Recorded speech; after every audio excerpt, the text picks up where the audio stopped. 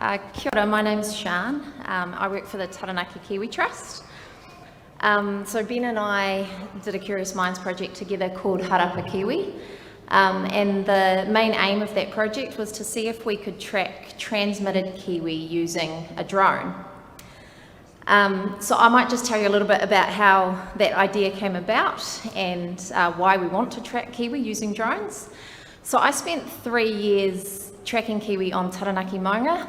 So we had 26 kiwi with radio transmitters attached to their legs. And we wanted to track these kiwi to see if they were surviving and where they were going to after they were released.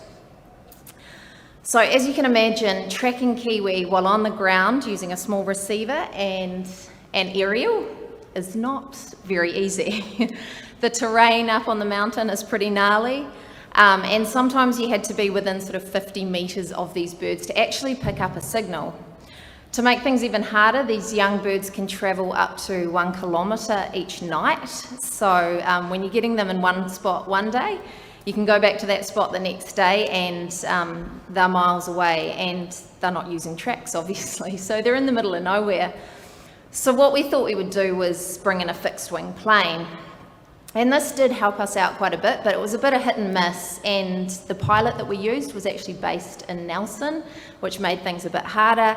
And we didn't get the data back until he was back on the ground in Nelson. So if he had missed birds, it was a whole new flight that we had to do to try and find those kiwi again. So I actually approached Ben and said, what do you reckon about putting this gear onto a drone? And that's kind of how our project came about. So I'll hand over to Ben now and he can maybe talk a bit more about the project and the technical side of things, which goes a bit over my head.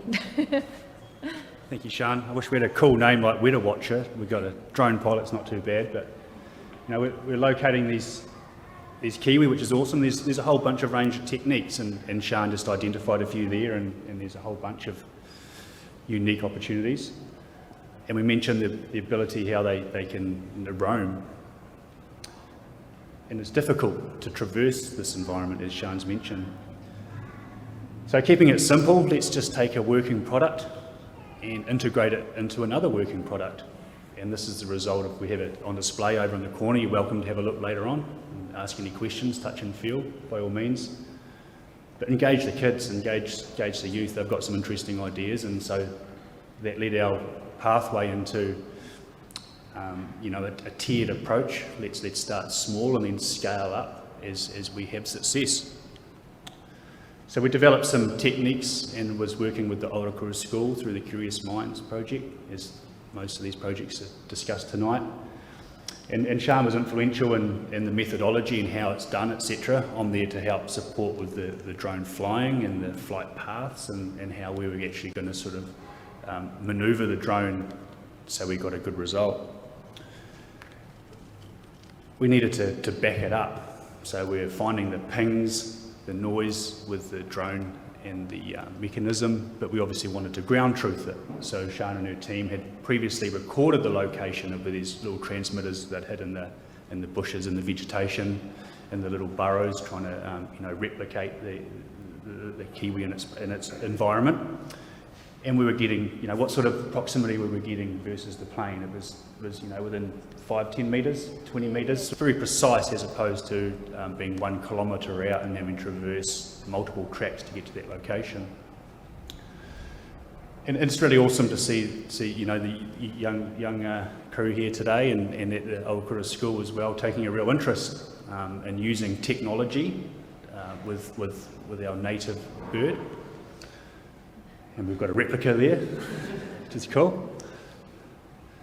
And so we set forth on these different exercises. This was step 2, where we're taking it from the school environment, a small little sports field and some bush, down to Corbett Park, Aotearoa River mouth there, and scaling up, so we're traversing a few kilometres now with the UAV. And so the methodology around it we'll get into a little bit later, but it's really about being able to find this without knowing where it is as a drone operator. So we came up with some flight patterns and some methodology in our flight procedures to increase the probability. So we're sort of like a lawnmower, we're going backwards and forwards, and we're listening for the ping, We've engineered the signal that you traditionally hear on the ground through your headphones. We've just replicated that and sent an air bridge back to the ground station from the drone. So as the operator, we've just got the headphones on, and when we hear the pings like we would on the ground, we would follow the signal strength to its location. So it's all good in the sports field, it's all good at Corbett Park. Now what happens when you actually, I get to what I call the real environment, right? So as the backdrop, you can see up the Monga, the backdrop gives you an indication of the terrain. We've gone from a flat sports field to a 2 or 3 hectare site to quite a big site up on the Monga, which, you know, had some more challenges. So the site was identified.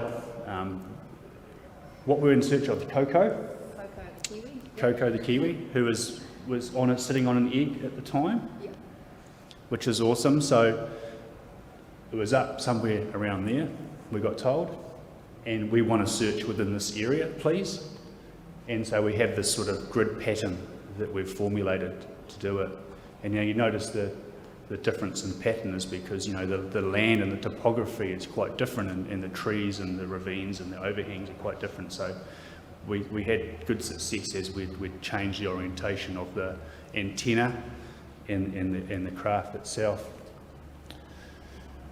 This is some imagery from up at the mountain, and you can sort of see the infrastructure that's required, you know, the drone, the hardware to operate it, and then the secret source, the little box in here that's bringing that information from the UAV back to the ground. And we had a speaker on the side, so everybody up there, all the students, had a busload of students up there, they could hear it going. And so, do you want to tell us a little bit about Coco and what we found? So Coco was a kiwi that was actually released up on Taranaki Maunga in 2017, I think.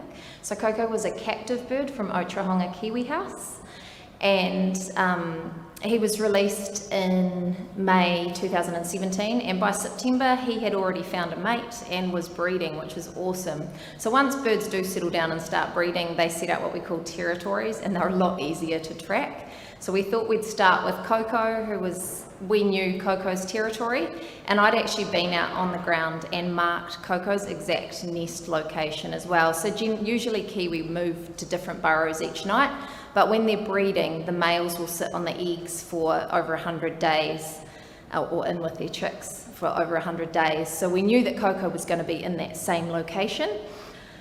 So we sent the drone up, and it took a little while. We had the weather against us, like it often is up there. It was windy, it was felt like it was sleeting. It probably wasn't, but it was cold, windy, and a little bit wet.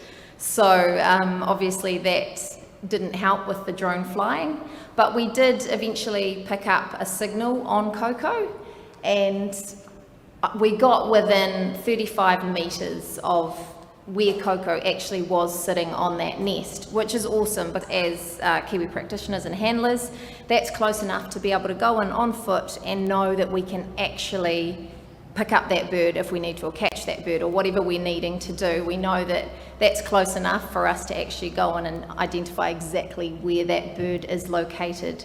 So it was a really nice example for us to sort of practice on using Coco. And what I thought was really cool was the sort of the difference between the fixed wing plane going over and pinging the location is with the UAV, the drone, we can hover and stop over the location. So therefore we managed to pick up information about the health of the egg and the bird, etc., because the certain pings are doing a different sequence and giving us information on its repetition and so forth. So that was sort of a bit of a bonus, I thought, that we got to not only find the location, but now we actually got to be able to suck up some information live off the field. And so, you know, it's a really great first project. It's validating the question, can aerial robots be used to track and locate our native bird? And I saw in the first issue of the new North and South magazine that came out. We were in the 3rd page there of something, which was cool. It was good reading just after lockdown. And now we're starting, that slide's gone a little bit funny, but what I was sort of demonstrating there and over here is that we've got a bunch of other sort of tools or resources we can start to deploy in this environment now that we've got some, we've got some ground truthing, we've got some sort of data about what's been going on. So we can use things like our drone in the box solution we've developed here. And so instead of having maybe a skilled operator and having a big drone needed to take it to the bush, maybe in the future the rangers could have a smaller little unit. It's in a box, it's on a tether, it goes up, does a circle and pings the location. So there's a whole bunch of advancements and technology we can use here. And we can scale it up. So this drone here can fly for 2 hours. It's powered by hydrogen, it's green energy. So we're on this pathway to be able to sort of, enhance Moore's Law. We're continuously improving as we're going along.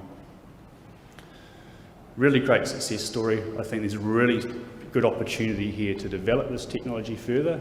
And like all the projects we've seen here tonight and the previous last year as well, I came along, is that, collaboratively, all these projects together can make a difference in capturing data and monitoring. So thank you for your time, and I'll just let Sian say farewell. I might just add one more thing onto that is, obviously we're using kiwi here as an example of a species that we can track, but this would, if we can get this methodology up and running, it would cross over to a whole heap of species. So using radio transmitters are used on a whole lot of different species, including pests. So I know Landcare's been doing a bit of work just recently tracking mustelids to learn more about their home ranges so we can better target them through predator control and things like that. So there's a lot of areas where this technology can possibly cross over as well. Yeah. Does anybody have any questions or? Oh, cool. Thanks. Thank you.